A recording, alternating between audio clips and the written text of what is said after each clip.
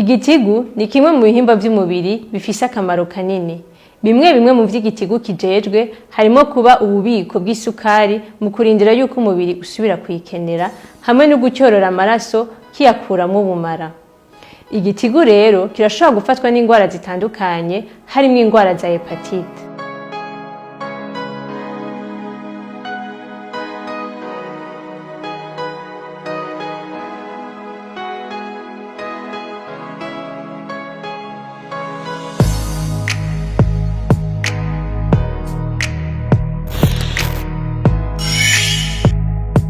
None indwara za hepatite ziva kuki?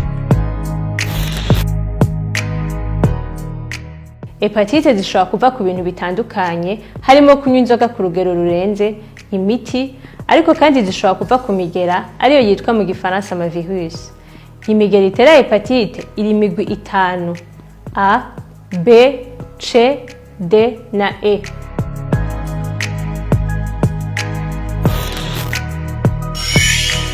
Hepatite ziva ku migera zandurwa gute? Hepatite iva ku mugera A na hepatite iva ku mugera E zandurwa biciye mu isuku rike ry'ibifungurwa, amazi tunywa n'isuku rike ry'iminwe. Nayo hepatite iva ku mugera B na hepatite iva ku mugera C zandurwa biciye mu maraso, haba mu gukora imibonano mpuzabitsina abantu batikingiye. Iyo umuntu yongererejwe amaraso, ayo maraso yanduye kandi atabanje gusuzumwa, canke mu gusangira ibikoresho bitobora uruhu nk'inzembe, ibikoresho bakoresha mu gucapa ku mubiri, ivyo bitwita mu gifaransa tatouage, canke ibikoresho abafata ibiyovyabwenge biteye mu nshinge bakoresha. Umuvyeyi ariko aribaruka naho narashobora kwanduza umwana wiwe.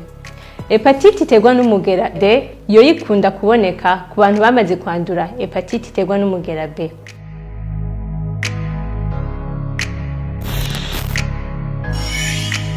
Muri hepatite ziterwa n'imigera nizihe zikunze kuboneka?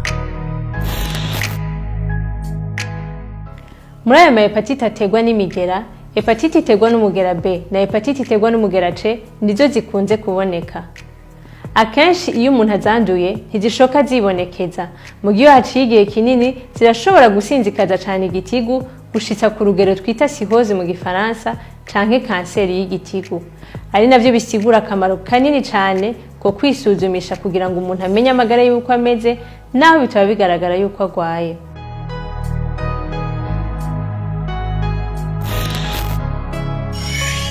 Hepatite iterwa n'umugera B n'iterwa n'umugera C zoba zivugwa?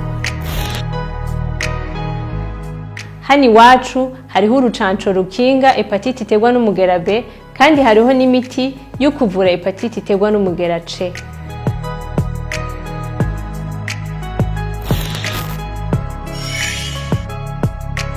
Hepatite twozirinda gute? Hejuru y'ivyo vyose, kwirinda izo ndwara za hepatite nico gihambaye kurusha ibindi. Ivyo navyo bigaca mu kugira isuku ivyo dufungura, amazi tunywa no mu kugira isuku ry'iminwe, mu kwirinda gusangira ibikoresho bitobora uruhu no mu kwirinda gukora amabanga mpuzabitsina abantu batikingiye.